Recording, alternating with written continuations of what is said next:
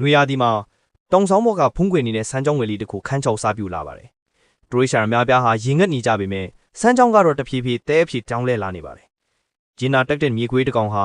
နေ့စဉ်ရေတောက်ဖို့လာလိရှိပြီးဒီအကြောင်းကြောင့်ဝမ်းနည်းခဲ့ရပါတယ်။သူဟာအနီးနားကရင်ကြီးနဲ့ဆူဆွေးတဲ့မေစီလွာတွေကိုစူဆောင်းပြီးကြန့်ရှိနေတဲ့ရေတွေအငွေ့ပြန်မသွားအောင်စမ်းကြောင်းဝါကိုဖုံးအုပ်ထားပါတယ်။မြေခွေးရဲ့စူးစမ်းအားထုတ်မှုနဲ့ဂယူးဆိုင်အုပ်ကစမ်းကြောင်းရဲ့ကြန့်ရှိနေတဲ့အဆိုးဓာတ်ကိုထိမ့်သိမ်းပေးခဲ့ပါတယ်။မိုးတုံးရသည်ပြန်ရောက်လာတဲ့အခါစမ်းကြောင်းဟာပိုပြီးအားကောင်းလာပြီးဒေသတစ်ခုလုံးဟာလှပတဲ့ Oasis တစ်ခုဖြစ်လာခဲ့ပါတယ်။တညနေခင်းမှာမြေပြိုးမှုတစ်ခုဟာစမ်းကြောင်းဝါကိုတစိမ့်တစ်ပိုင်းဖုံးလွှမ်းသွားခဲ့ပါတယ်။မြေခွေးဟာအနီးနားကတရိစံတွေကိုချက်ချင်းခေါ်ပြီးကြောက်တုံးတွေကိုဖယ်ရှားပြီးစမ်းကြောင်းကိုကယ်တင်ခဲ့ပါတယ်။သင်ငန်းစာ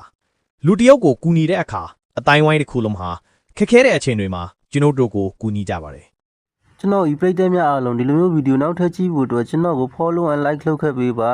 အားလုံးကိုကျေးဇူးတင်ပါတယ်ခင်ဗျာ။